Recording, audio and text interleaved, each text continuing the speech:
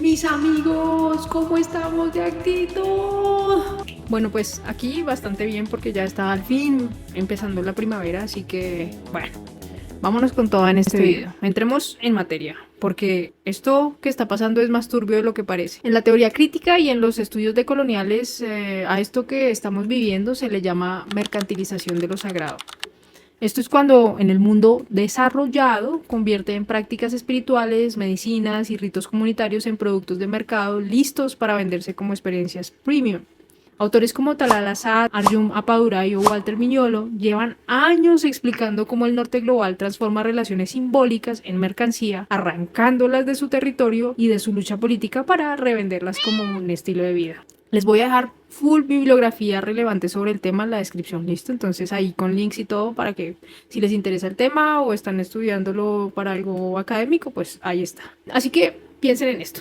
Cuando un pueblo indígena usa su medicina se le llama un atraso, pero cuando un CEO de Silicon Valley la toma en cápsula microdosificada es un biohacking o la frontera de la neurociencia aplicada al rendimiento. Esa doble vara o ese doble rasero no es una casualidad. Es parte de lo que muchos llaman colonialismo tardío o colonialismo cultural, donde ya no vienen por el territorio solamente, sino por el sentido, por la espiritualidad, por el relato. Tú pones la planta, o nosotros ponemos la planta, y ellos ponen el frasquito de vidrio de 80 euros y el branding o la marca minimalista. Y es que llegué a este tema porque vi en las redes sociales un tour de ayahuasca de 300 euros y me dije como... estaría bueno que la doctora Papitas analice cómo el norte global se queda con la magia de estos rituales o las cosas que consideramos sagradas. Y obviamente lo descontextualizan por completo. Así que vámonos con toda ella.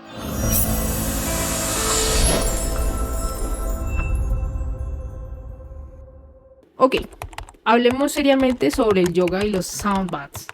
Lo que nació en el sur de Asia como un camino filosófico, un camino espiritual completo, que es realmente un sistema ético, corporal, meditativo y comunitario, totalmente relacionado con el budismo, fue recortado en el norte global hasta convertirse en un accesorio de gimnasio para gente con tiempo y tarjeta de crédito. Literalmente se desgaja de su raíz filosófica, porque el yoga del Patanjali, el Bhakti, el karma y todos esos conceptos relevantes no los tocan ni por ahí.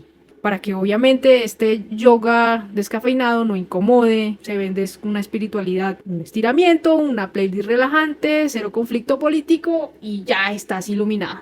Así funciona tristemente el tema. Y es que aquí vienen los números que duelen. Que el yoga sea una industria de 100.000 millones de dólares no es para nada una metáfora. Estos son datos. Los meros datos. Diversos estudios de mercado calculan que el mercado global del yoga ronda entre los 110 y los 130.000 millones de dólares. Ese estudio fue a mediados de esta década y se proyecta que siga creciendo con tasas cercanas entre el 7 y el 10% anual. Mientras las escuelas boutique en Los Ángeles, Londres facturan millones, muchos maestros tradicionales yogi en la India lidian con una gentrificación espiritual. Barrios enteros convertidos en hubs de turismo de bienestar donde suben los alquileres, gentrifican, pero no necesariamente y no mejora la vida de las comunidades que sostienen estas tradiciones. Entonces es fuerte, ya vamos viendo por dónde va el agua al molino, ¿cierto? Y obviamente no es paz interior, esto no es paz interior. Si para conseguirla tienes que ignorar el saqueo cultural que permitió que ese cuenco del Himalaya llegara a tu sala de estar en Madrid, Los Ángeles o Medellín, no puede haber nada bueno en eso. El propio marco de la UNESCO sobre patrimonio cultural inmaterial recuerda que estas prácticas solo son patrimonio cuando la comunidad de origen las reconoce, las transmite y las controla. Sin ese vínculo comunitario, lo que queda es un producto decorativo, no un rito vivo. Pero bajémonos de la nube del incienso y hablemos de nombres propios. ¿Por qué figuras como Deepak Chopra o científicos que promueven la conciencia cuántica aparecen en las bitácoras de vuelo del jet privado de Jeffrey Epstein? We have to talk about Deepak Chopra and the Epstein files. The DOJ released over 3.5 million new pages of the Epstein files on January 30, and all hell has broken loose. But among the most frequently mentioned person of South Asian descent, Deepak Chopra, with Deepak clocking in at over 4,104 mentions. To be clear, being mentioned doesn't imply immediate wrongdoing, but, and this is important, it still implies that these people knew each other and were in each other's circles. First, who the hell is Deepak Chopra? The Indian-American doctor and modern-day guru has published over 65 books, with some claiming his net worth is over $200 million. His dad was a cardiologist who reportedly advised Mountbatten, and his brother is a doctor too. He moved to the US in 1970 and even taught medicine for several years. But somewhere along the way, he became a follower of transcendental medicine and became disenchanted with the over-medication rampant in the West. The first release of the Epstein Files in November 2025 already had mentions of Deepak Chopra.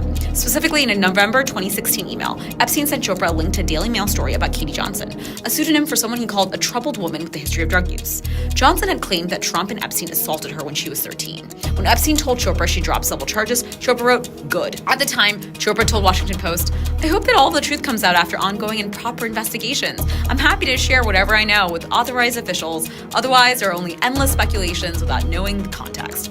Well, we finally know more of the context. The latest January release shows that the emails and texts between Chopra and Epstein were extensive and strongly implied that girls were involved. But the text messages from 2016 are even more incriminating.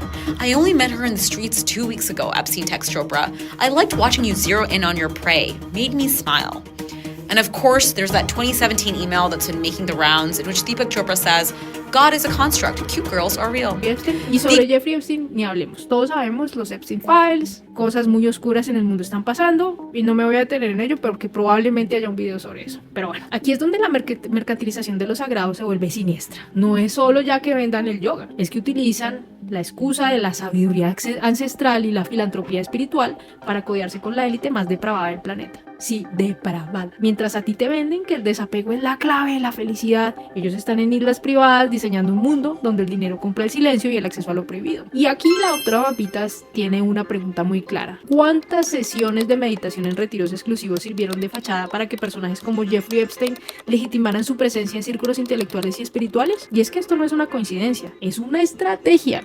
La espiritualidad de élite funciona como una lavandería de reputación. Si el gurú más famoso del mundo te da su bendición, si meditas con los iluminados de Silicon Valley, el mundo olvida de dónde viene tu dinero o qué haces en sus islas privadas. Es el colmo del cinismo. Usan la herencia espiritual de pueblos oprimidos para darle una aura de pureza a personas que representan lo más oscuro del poder global. Ni buscan el nirvana ni nada. Buscan es la impunidad y las cosas como son. Y ahora entonces hablemos de la ayahuasca, que es el Disney de la sanación.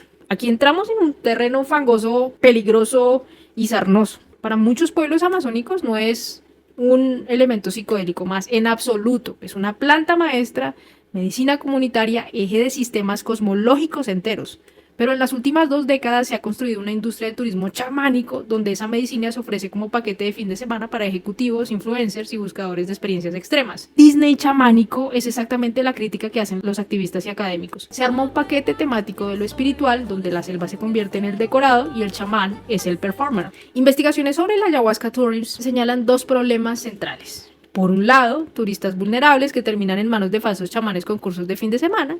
Y por el otro, turistas rapaces que con su demanda empujan a comunidades enteras a adaptar o distorsionar sus rituales para cumplir las expectativas occidentales de la autenticidad.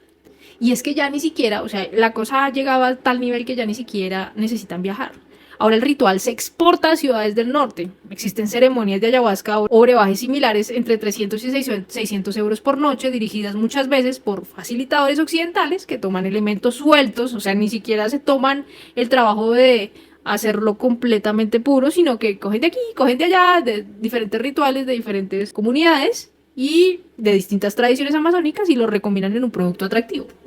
Eso se llama extractivismo espiritual a domicilio. Se extrae el saber, la simbología, el prestigio de las comunidades, pero el grueso de los beneficios económicos se queda en manos de intermediarios urbanos. Sin decir que a ellos ni siquiera les interesan los fucking beneficios económicos. O sea, esto es un tema relevante para ellos, es espiritual y se lo toman así por la faja. Mientras tanto, organizaciones indígenas y ambientalistas denuncian que la demanda global por experiencias psicodélicas se cruza con la deforestación. La presión sobre territorios indígenas y la violencia contra líderes comunitarios que defienden esos bosques es brutal. Es que es el colmo ya del narcisismo extractivista. Usas la medicina de un pueblo cuya selva está siendo destruida por las mismas lógicas económicas que sostienen tu modo de vida y encima las conviertes en souvenir emocional para tu feed de Instagram para mostrar más foticos haciendo o teniendo aventuras. La UNESCO insiste en que el patrimonio inmaterial, como lo son estos sistemas de medicina ritual, por ejemplo, no pueden despojarse de su contexto social y político sin perder su sentido. Cuando se separa de la comunidad y del territorio este patrimonio, lo que queda es un souvenir emocional más en el carrito de las compras espirituales buscando la iluminación. Y ahora hablemos de la joya de la corona, la coca. Si todo lo anterior te parecía cínico, pues la historia de la hoja de la coca, mejor dicho, nos ponemos a llorar aquí y ahora. Es directamente un caso de colonialismo químico. Para los pueblos andinos y amazónicos, la coca es alimento, la coca es medicina, la coca es energía para el trabajo en la altura y parte de rituales de reciprocidad con la tierra. Es un clásico ejemplo de patrimonio inmaterial, es una práctica viva, transmitida de generación en generación, que organiza el vínculo con el territorio. ¿Y qué pasa? ¿Cuál es la respuesta del mundo civilizado? Pues resulta que